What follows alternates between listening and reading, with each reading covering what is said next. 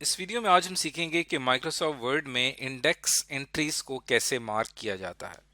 अक्सर आपने देखा होगा कि जब भी आप कोई बुक पढ़ रहे होते हैं या कोई टेक्स्ट बुक पढ़ रहे होते हैं तो उसके अख्ताम पे आपको इस तरह का एक पेज नज़र आता है जिसमें उस बुक में इस्तेमाल होने वाली जितनी भी टर्मिनोलॉजीज हैं वो आपको ए से लेकर जेड तक अल्फ़ाबेटिकल ऑर्डर में दी जाती हैं और ये बताया जाता है कि ये टर्मिनोलॉजी जो है वो इस पेज नंबर पे मौजूद है। और ये आप आसानी के साथ इस इंडेक्स के ज़रिए किसी भी एक ख़ास टर्मिनोलॉजी के बारे में आपने पढ़ना हो तो आप इस इंडेक्स की मदद से उस ख़ास पेज तक पहुंच के उस टर्मिनोलॉजी को स्टडी कर सकते हैं। तो इस चीज़ को माइक्रोसॉफ्ट वर्ड में कैसे अप्लाई किया जाता है उसके लिए हम यहाँ पे एक एग्जांपल ले लेते हैं कि जब भी हम यहाँ पे एक ब्लैंक डॉक्यूमेंट बनाते हैं और इस ब्लैंक डॉक्यूमेंट में मैं यहाँ पे एक रैंडम टेक्स्ट जनरेट करता हूँ। लेट्स सपोज कि यहाँ पे हम 30 पैराग्राफ्स का एक डॉक्यूमेंट बना लेते हैं और इसके अंदर हम कुछ मज़ीद और पैराग्राफ्स ऐड करते हैं ताकि हमारा जो डॉक्यूमेंट है वो काफ़ी ज़्यादा हो। Is equal to random 10 paragraphs और चाहिए और हर पैराग्राफ 10 लाइन का होना चाहिए। तो ये एक रैंडम हम टेक्स्ट जनरेट करें ताकि हम समझ सकें। ये सिर्फ हमारी अपनी अंडरस्टैंडिंग के लिए है। तो ये हमारे पैराग्राफ जो हैं इसके अंदर हम क्या करते हैं, इंसर्ट कर देते हैं एक ब्लैंक पेज बिल्कुल स्टार्ट में, ताकि ये हमारा क्या है, ये हमारा मेन टाइटल है। और यहाँ पे हम अपनी बुक का नाम लिखते हैं माय बुक और इसको मैं सेलेक्ट करता हूँ। स्टाइल्स में जाके हम हमारा चूंकि ये मेन टाइटल है इसको हम टाइटल का नाम देते हैं, सेंटर में रखते हैं, साइज इसका बढ़ा देते हैं हम और इसको बोल्ड रख देते हैं। ये हमारी एक बुक है जो कि हमने लिखी है और इसके अंदर इसके नीचे यहाँ पे मैं एक और स्टाइल ऐड करता हूँ सबटाइटल का, रिटन बाय। ये इसको आना तो यहाँ पे चाहिए, इसका साइज छोटा करके देख लेते हैं।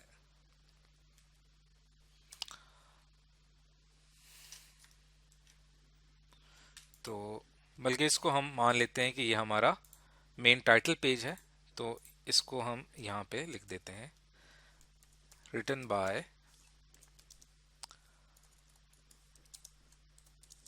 ABC। तो इसको मैं नाम दे देता हूँ टाइटल का और ये जो हमने यहाँ पे लिखा है इसको हम नाम देते हैं सब टाइटल का। तो ये एक बुक है जो कि इस एक ऑथर ने लिखी है और इसके बाद ये बुक के चैप्टर्स जो हैं वो यहाँ से शुरू हो जाते हैं। अब इसके अंदर जितने भी चैप्टर्स हैं उसके अंदर मुख्तलिफ टर्मिनोलॉजीज़ को इस्तेमाल किया गया है। बिल्कुल आखिर में मैं आता हूँ जहाँ पे ये बुक ख़त्म हो रही है। अब यहाँ पे आके बुक ख़त्म हो रही है, यहाँ पे मैं एक और पेज इंसर्ट करूँगा, एक ब्लैंक पेज हमने यहाँ पे इंसर्ट किया। यहाँ पे हम इंडेक्स बनाएंगे, यानी इस बुक में इस्तेमाल होने वाले जितनी भी टर्मिनोलॉजीज़ हैं वो हम यहाँ पे हमारी शो होनी चाहिए इस जगह पे। तो उसके लिए हम क्या करते हैं कि इस बुक को स्टडी करते हैं और जहाँ कोई डिफ़िकल्ट वर्ड आता है उसके लिए हम इंडेक्स में उसको अपने ऐड करते चले जाते हैं। इंडेक्स में ऐड करने के लिए आपने क्या करना है, रेफरेंस के ऊपर क्लिक करना है और यहाँ पे आपके पास एक ऑप्शन आता है मार्क एंट्री का, इसके ऊपर मैं क्लिक करता हूँ।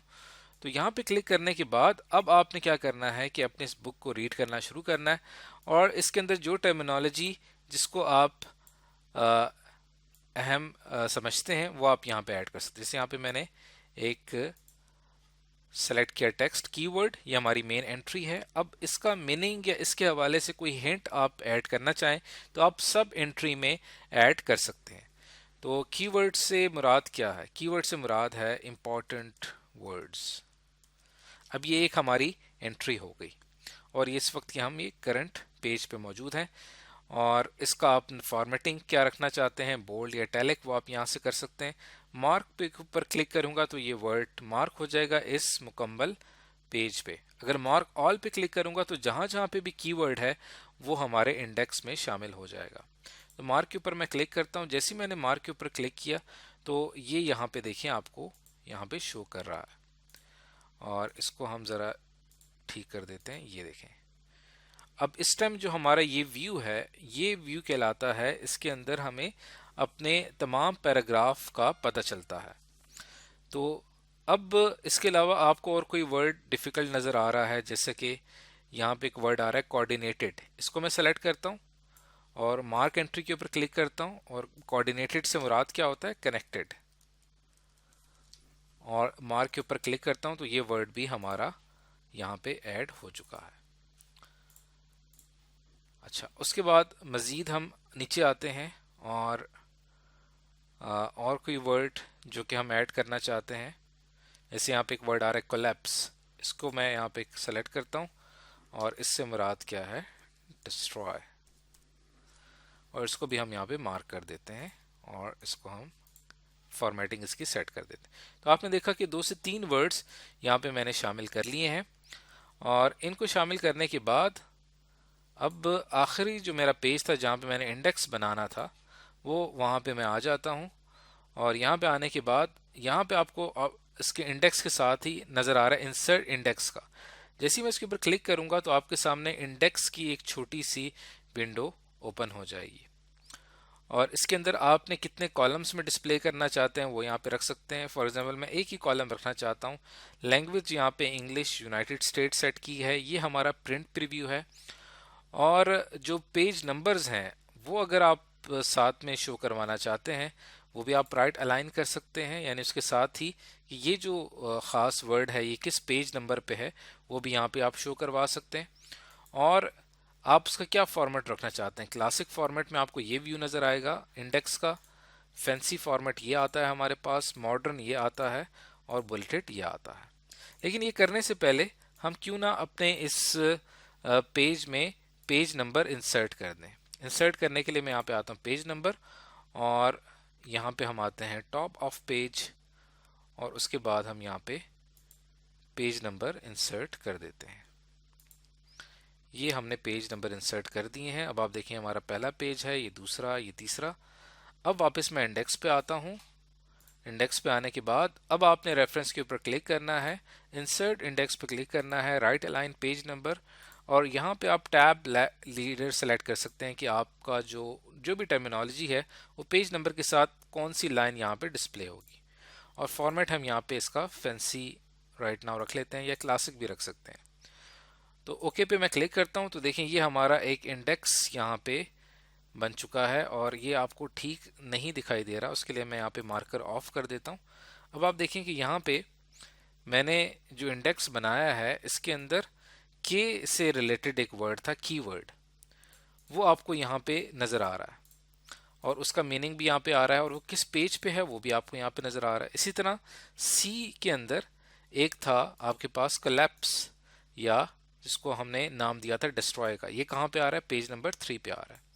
और फिर जो कोऑर्डिनेटेड है इसको इसके नीचे आना चाहिए, कनेक्टेड को, कोऑर्डिनेटेड से क्या मुराद था, कनेक्टेड, और ये किस पेज पे आ रहा है, पेज नंबर 2 पे आ रहा है। तो यहाँ से जो हमारे पास लास्ट टर्मिनोलॉजी है वो अगले कॉलम में मूव कर गई है, और उसके बाद हमारी टर्मिनोलॉजीज यहाँ पे शो हो रही हैं। तो इस तरह से आप एंट्रीज ऐड करते चले जाएंगे। आखिर में आके जब आप यहाँ पे क्लिक करेंगे इंसर्ट इंडेक्स पे तो वो यहाँ पे इंसर्ट हो जाएगा। और उसके साथ ही अगर आप कोई एंट्री इंसर्ट करते हैं बाद में जाके और उसको आप अपडेट करना चाहते हैं तो यहाँ पे अपडेट इंडेक्स का ऑप्शन होता है। तो यहाँ पे देखिए हमारे पास कॉलम्स 2 आ रहे हैं। अगर मैं इसको 1 करता हूँ तो ये मैंने इसको एक ही कॉलम के अंदर रखा है। अब देखें ये हमारा इंडेक्स काफ़ी बेहतर तौर पे दिखाई दे रहा है। ये सी है, ये कोलैप्स ये उसका मीनिंग, कोऑर्डिनेटेड ये उसका मीनिंग, कीवर्ड ये इसका मीनिंग। अब फॉर एग्जांपल मैं कोऑर्डिनेटेड के बारे में जानना चाहता हूँ तो फौरन मैं इस डॉक्यूमेंट के पेज नंबर 2 में जाऊँगा। तो पेज नंबर 1 ये है और उसके बाद ये पेज नंबर 2 है। पेज नंबर 2 में देखें यहाँ पे जाके मुझे कोऑर्डिनेटेड मिल चुका है। तो इस तरीके से मैंने एक ख़ास स्पेसिफिक वर्ड को सर्च कर लिया अपने इस इंडेक्स की इस प्रॉपर्टी की वजह से। तो आज की इस वीडियो में हमने सीखा कि माइक्रोसॉफ्ट वर्ड में इंडेक्स एंट्रीज को कैसे मार्क किया जाता है और उसकी मदद से हम किसी भी एक ख़ास वर्ड को कैसे लोकेट करते हैं।